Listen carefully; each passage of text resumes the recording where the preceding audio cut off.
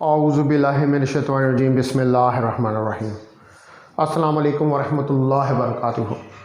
Dear students, कैसे हैं आप? उम्मीद है खैरियत से होंगे।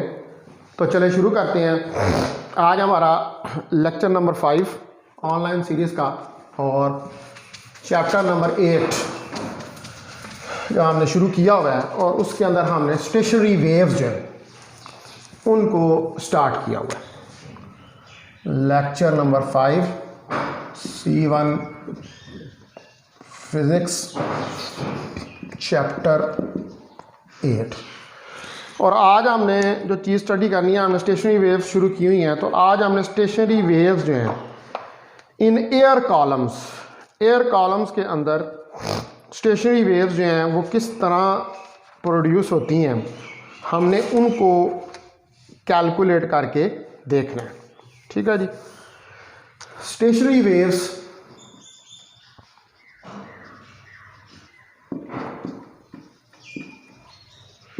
इन एयर कॉलम्स। ठीक। स्टेशनरी वेव्स को एयर कॉलम, स्टेशनरी वेव्स हमें पता है, जैसे हमने इस चीज़ को डिटेल के साथ डिस्कस किया हुआ है कि स्टेशनरी वेव्स जो हैं ये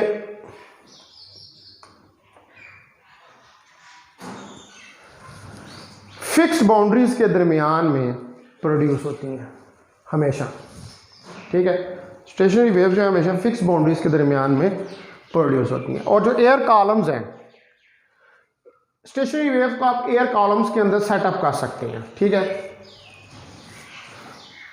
stationery waves can be set up in the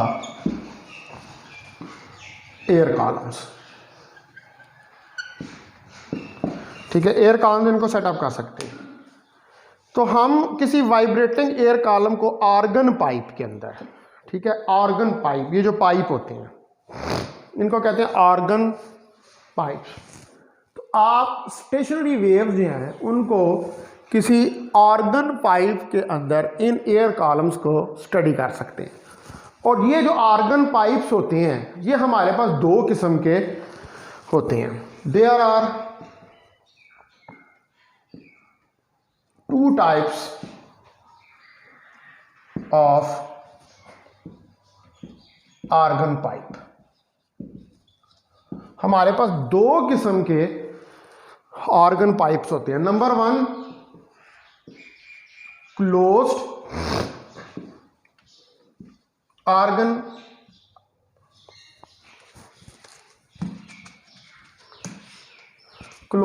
pipe, और दूसरे नंबर पे ओपन पाइप।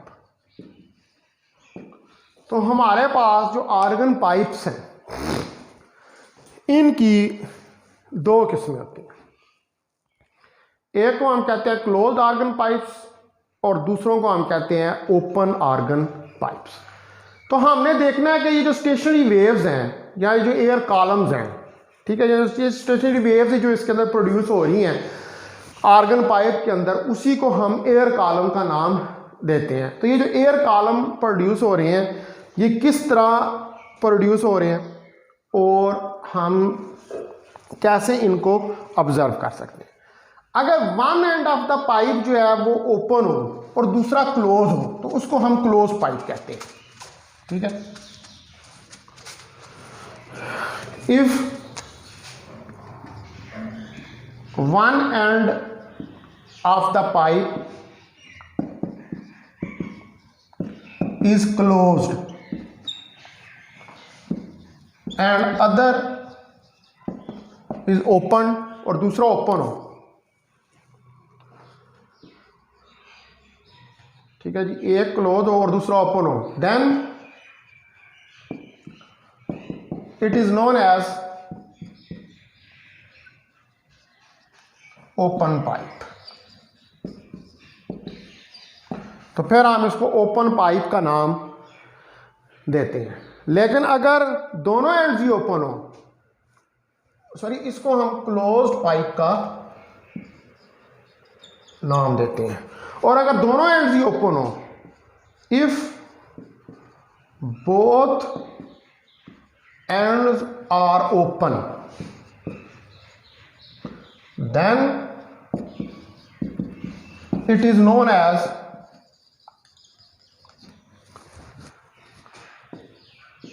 open pipe।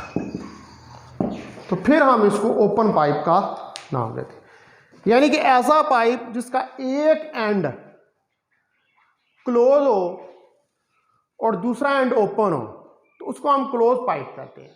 लेकिन ऐसा पाइप के जिसके दोनों एंड्स ही ओपन हो, यानी कि दोनों साइडों से खुला हो, तो उसको हम ओपन पाइप का नाम देते हैं। तो हमने इन दोनों पाइप्स के अंदर जो स्टेशनरी वेव प्रोड्यूस हो रही हैं उनकी फ्रीक्वेंसी और वेव लेंथ को कैलकुलेट करके देखना है।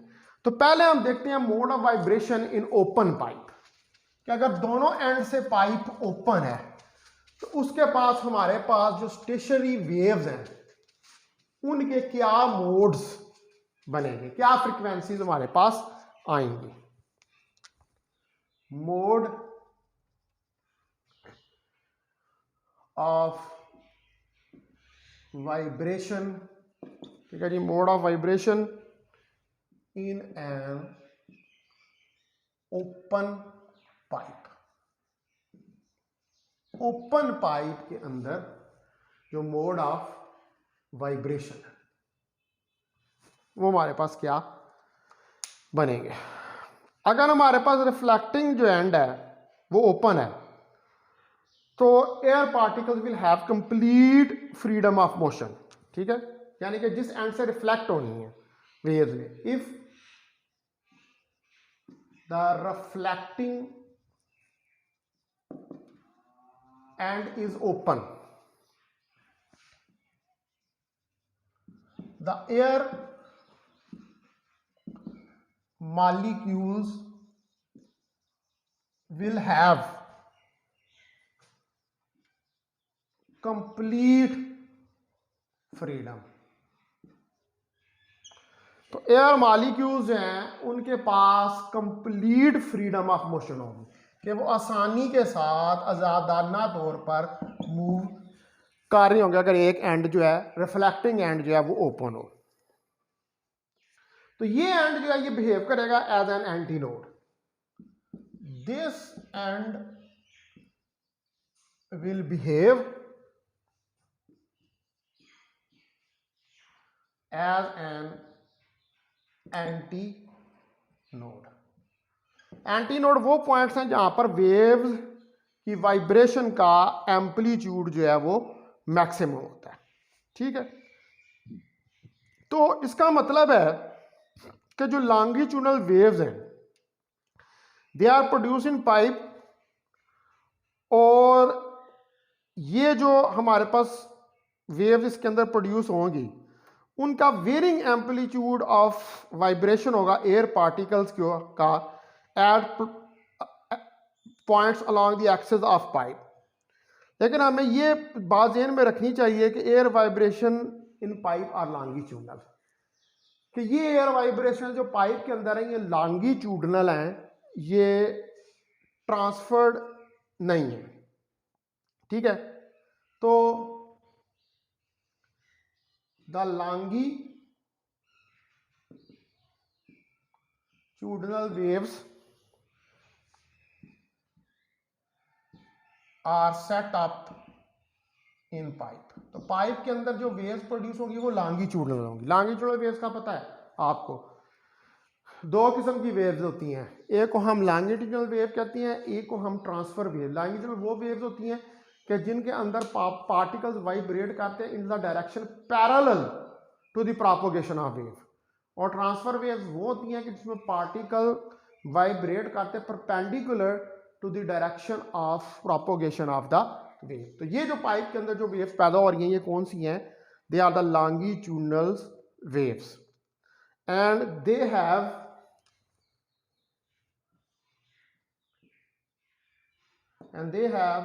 varying एम्पलीट्यूड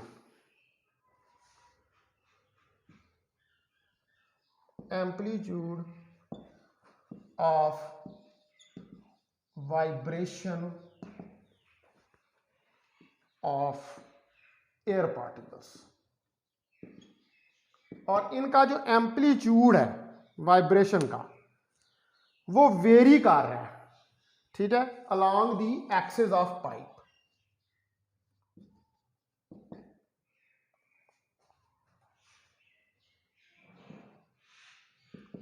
यानी कि कहीं पे एम्पलीट्यूड मैक्सिमम हो रहा है और कहीं पर एम्पलीट्यूड जो है वो मिनिमम हो रहा है। तो एक्सिस ऑफ पाइप के अलॉन्ग जो एम्पलीट्यूड है उसके अंदर वेरिएशन आ रही है। तो अब क्या है कि हमारे पास ये एक रिफ्लेक्टिंग एंड ओपन है, एयर मॉलिक्यूल्स जो है उनके पास कंप्लीट फ्रीडम है मोशन की। ये जो ओपन एंड है ये बिहेव कर रहा है एंटी नोड। अब लॉन्गिट्यूडनल वेव जो है वो प्रोड्यूस हो जाएंगी पाइप के अंदर, और ये जो लॉन्गिट्यूडनल वेव है इनका वेरिंग एम्पलीट्यूड ऑफ वाइब्रेशन होगा along the axis of pipe. ठीक है, ये हमारे पास अब पूरा सिस्टम है। तो अब हम पहला मोड कैलकुलेट करके देखते हैं, first mode of vibration.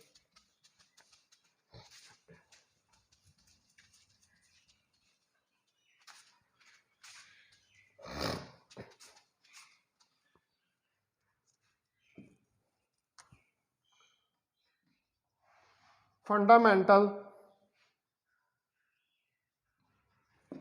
Mode of vibration. तो फंडामेंटल मोड ऑफ वाइब्रेशन देखें, सपोज करें कि एल जो है वो लेंथ ऑफ ऑर्गन पाइप है। एल क्या है? Length of organ pipe. हमारे पास एक ऑर्गन पाइप है, ये देखें ऐसे, ठीक है जी। तो इसमें इस तरह की वेव्स, स्टेशनरी वेव सेटअप हो रही है। ये हमारे पास स्टेशनरी वेव इसमें सेटअप हो रही है। तो आप देखें कि यहाँ पर λ1/4 एक नोड और एंटी नोड के दरमियान डिस्टेंस, ये आपके पास नोड है, ये एंटी नोड है, ठीक है। इधर भी हमारे पास λ1/4, ठीक है, ये नोड और ये एंटी नोड, और इसकी टोटल लेंथ L है। F1 और λ1 जो है, F1 and λ1 are the wavelength and frequency in this case। इस केस के अंदर ये वेवलेंथ और फ्रिक्वेंसी है। तो अब अगर हम फिगर देखें तो इससे हमें पता चल रहा है कि एल जो है वो λ1/4 प्लस λ1/4 के बराबर है।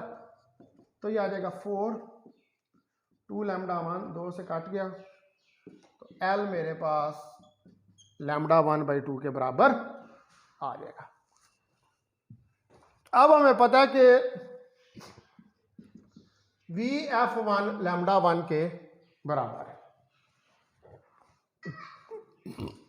ये वेलोसिटी की हमारे पास वैल्यू है। तो V जो है वो F1 λ1 के बराबर है। तो आपके पास जो है F1 वो V/λ1 होगा। तो F1 λ1 की वैल्यू हमारे पास यहां से आप देखें तो λ1 2L के बराबर है। तो ये 2L के बराबर आ जाएगा, ठीक है जी। ये हमारे पास फंडामेंटल फ्रीक्वेंसी निकल आई। This is the frequency of first mode. F1 क्या है? ये फंडामेंटल फ्रीक्वेंसी है। This is the frequency of the first mode.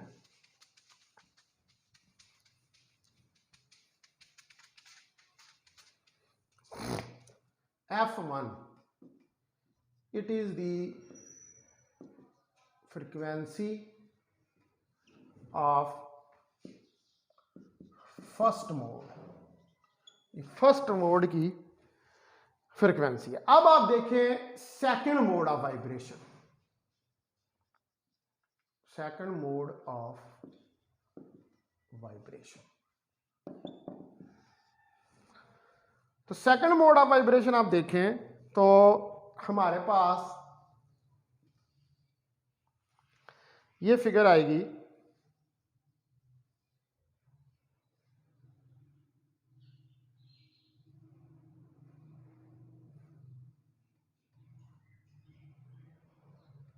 ठीक है। ये एक मोड बनेगा यहां पर,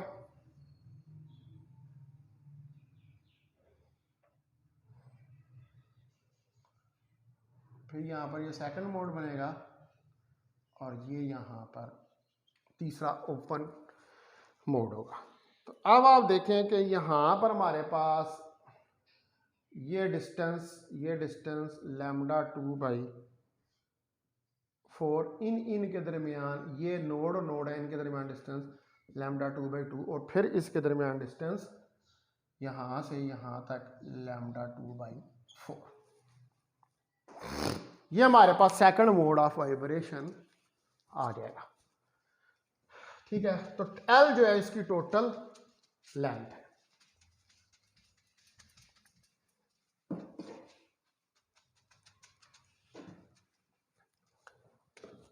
L जो है वो टोटल ये लेंथ है। तो L टोटल हमारे पास कितना आ जाएगा, λ2/4 प्लस λ2/2 प्लस λ2/4 ये आ जाएगा। तो 4 यहां से एलसीएम आ जाएगा, तो λ2 प्लस 2 λ2 प्लस λ2 और ये हो जाएगा 4 λ2/4, 4 से कर गया तो λ2, यानी कि हमारे पास λ2 की वैल्यू L के बराबर आ जाएगी। अब आप देखें कि V हमारे पास F2 λ2 के बराबर है। तो यहां से आप F2 की वैल्यू जब निकाल सकते हैं, F2 की वैल्यू निकालना है तो V/λ2 और λ2 की वैल्यू यहां पर सब्स्टिट्यूट करें तो λ2 की वैल्यू हमारे पास L के बराबर है V/L। इसको ऊपर नीचे 2 से मल्टीप्लाई कर दें तो V/2L क्या है आपके पास, V/2L आपके पास फंडामेंटल फ्रीक्वेंसी है, F1 = V/2L। तो हमारे पास F2 F1 ये हमारे पास सेकंड मोड ऑफ वाइब्रेशन जो है उसकी फ्रीक्वेंसी निकल आए। अब हम देखते हैं थर्ड मोड ऑफ वाइब्रेशन, ठीक है जी। नाउ चेक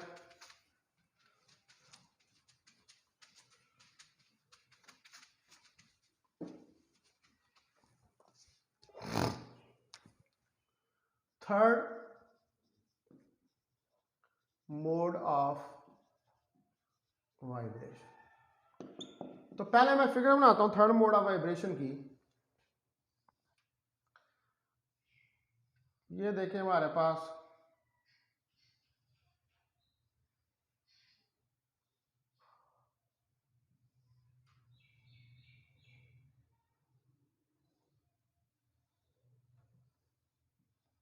ये हमारे पास थर्ड मोड ऑफ वाइब्रेशन जो है वो आ गया। अब आप देखें कि ये नोड है, ये एंटी लोड है, तो ये λ3/4, ये नोड और ये नोड ये λ3/2, ये नोड और ये नोड λ3/2, ये नोड और ये एंटी नोड λ3/4, ठीक है। और टोटल इसकी लेंथ L है हमारे पास।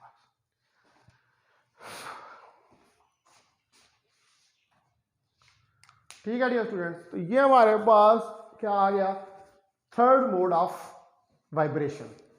तो अब आप देखें कि टोटल लेंथ जो है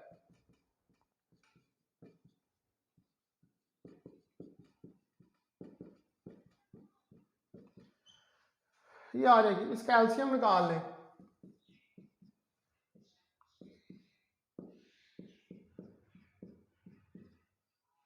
तो 8 इसका एलसीएम आ जाएगा 2 λ3 4 λ3 plus 2 lambda plus 4 lambda 3 plus 2 lambda 3। तो 4 जमा 8 10 2 12 12 लैम्डा 3 ओवर 8 आ जाएगा। ठीक है, तो 2 6 2 4 2 3 और 2, तो एल हमारे पास 3/2 लैम्डा 3 आ जाएगा, यानी कि लैम्डा 3 हमारे पास 2L ओवर 3 वैल्यू निकल आएगी। ये हमारे पास लैम्डा 3 की वैल्यू 2L ओवर 3 जो है वो निकल आएगी। अब आप देखें कि हमारे पास जो V है वो F3 लैम्डा 3 के बराबर है। तो F3 V ओवर लैम्डा 3, तो F3 V ओवर लैम्डा 3 की वैल्यू 2L ओवर 3, तो F3 ऊपर ले जाएं 3V ओवर 2L।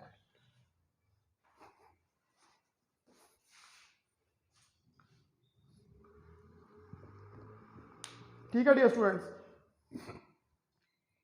ये F3 3V ओवर 2L। अब V ओवर 2L जो है वो किसके बराबर है?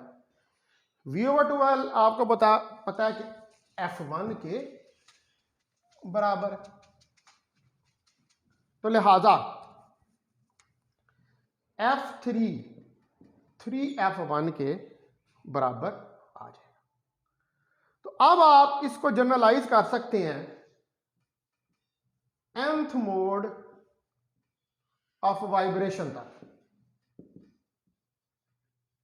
ठीक है जी, तो nth मोड ऑफ वाइब्रेशन देखें आप, सिमिलरली F3 तक आपने निकाल लिया है, F4 आपके पास निकलेगा 4F1, F5 आपके पास निकलेगा 5F1, F6 आपके पास निकलेगा 6F1 एंड सो ऑन।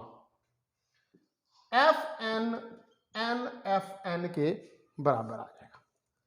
और इसके अंदर अगर आप n की वैल्यूज को चेंज करते जाएं तो आपके पास तमाम मोड्स ऑफ वाइब्रेशन की फ्रीक्वेंसी, जबकि पाइप एक एंड पे ओपन है, तो वो निकलना शुरू हो जाएंगी। यानी कि यहां पर n क्या है, n 1 2 3 4 5 up to so on है। तो f n को 1 रखे इस इक्वेशन के अंदर, तो F1 F1 N1 पे, N2 के ऊपर F2 2F1, N3 के ऊपर F3 3F1, N4 के ऊपर F4 4F1 and so on Fn and F1। तो ये nth मोड ऑफ वाइब्रेशन जो है ये हमारे पास आ गया। और यहां पर आप क्लियरली एक बात जो है उसको देख सकते हैं कि जब आर्गन पाइप एक एंड से ओपन है तो उसके अंदर सारे हार्मोनिक्स आ रहे हैं, यानी कि 1 2 3 4 5 सारे हार्मोनिक्स जो हैं वो उसके अंदर आ रहे हैं जब एक एंड से पाइप ओपन है। तो इसका रिजल्ट ये निकला कि all harmonics are present in an open organ pipe.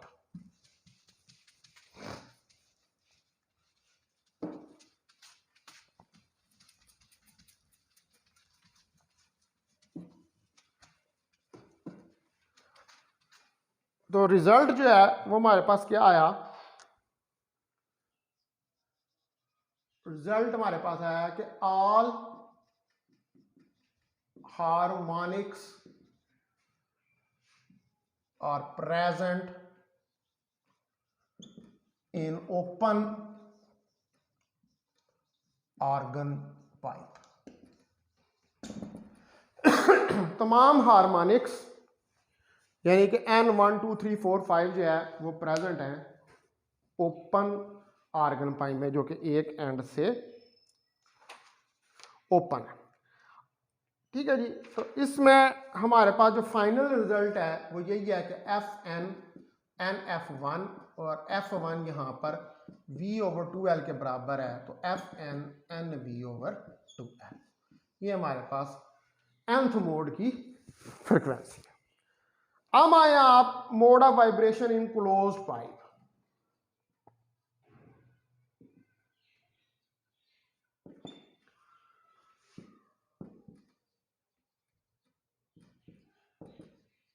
ठीक है जी, mode of vibration in closed pipe. अब हम एक ऐसा पाइप लेते हैं कि जो एक एंड से क्लोज्ड है। ठीक है, क्लोज्ड का मतलब यह है कि उसका रिफ्लेक्टिंग एंड जो है वो क्लोज है। पहला जो हमने केस लिया था उसके अंदर रिफ्लेक्टिंग एंड जो था वो क्लोज नहीं था, एक एंड खुला था और एक क्लोज था। इसके अंदर अब जो रिफ्लेक्टिंग एंड भी है वो भी क्लोज है।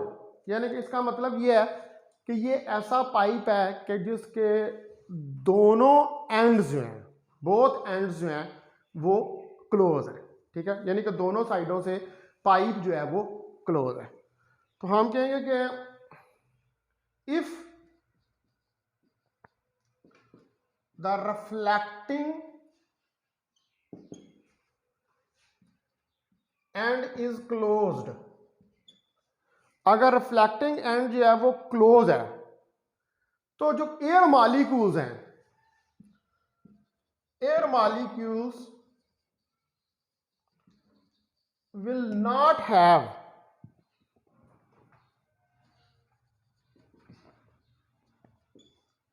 Freedom of motion. तो अब अगर दोनों एंड्स जो हैं वो क्लोज हैं, यानी कि रिफ्लेक्टिंग एंड जो है वो भी क्लोज है, तो फिर जो एयर मॉलिक्यूल्स हैं उन एयर मॉलिक्यूल्स के पास मूव करने की आज़ादी नहीं है, वो फ्रीली मूव नहीं कर पा रहे क्योंकि एक एंड जो है वो आपका क्लोज है। तो इसका मतलब है कि वो जो रिफ्लेक्टिंग एंड आपका क्लोज है वो क्या बिहेव कर रहा है, वो बिहेव कर रहा है एज ए नोड। ठीक है, दिस एंड इज बिहेविंग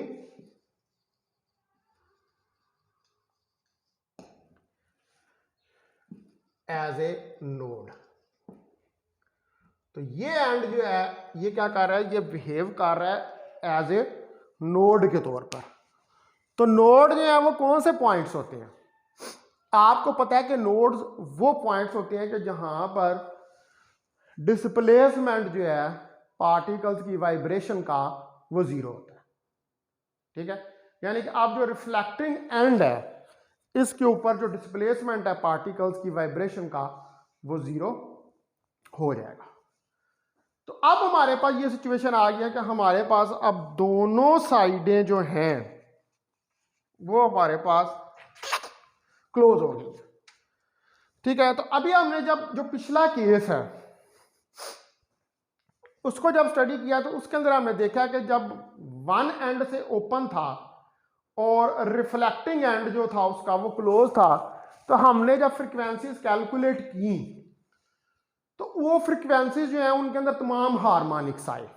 ठीक है, यानी कि उसके अंदर आपने n 1 2 3 4 5 6 7 8 सारे हार्मोनिक्स जो थे वो उसके अंदर प्रेजेंट थे, यानी कि n 1 2 3 4 5 6 all harmonics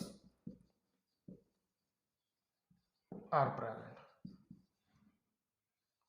लेकिन अब ये जो केस है जिसमें रिफ्लेक्टिंग एंड क्लोज है तो इसके अंदर तमाम हार्मोनिक्स प्रेजेंट नहीं होंगे।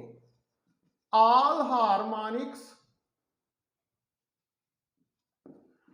आर नॉट प्रेजेंट, तमाम हार्मोनिक्स प्रेजेंट नहीं होंगे, only the odd harmonics are present. इसके अंदर सिर्फ ऑड हार्मोनिक्स जो हैं वो प्रेजेंट होंगे, सिर्फ ऑड, सारे हार्मोनिक्स जो हैं वो प्रेजेंट नहीं होंगे। ऑड मतलब 1 3 5, इसके अंदर यूं होंगे n 1 3 5 7 9 11 13 15 एंड सो ऑन। ये सिर्फ 8 हार्मोनिक्स जो हैं वो इसके अंदर प्रेजेंट होंगे। ठीक है, ये फिर मैं अभी यहाँ पर लेक्चर को एंड करते हैं। ये फिर मैं कल आपको प्रूव करके दूंगा कि किस तरह इसके अंदर जो है वो हार्ड हार्मोनिक्स आते हैं। तो कल आपकी छुट्टी है, तो इंशाल्लाह ताला फिर हम मंडे वाले दिन जो है इसको स्टडी करेंगे। ठीक है, कि हमारे पास जो मोड ऑफ वाइब्रेशन है क्लोज्ड पाइप के अंदर वो किस तरह आते हैं। बहुत शुक्रिया आपका, थैंक यू वेरी मच।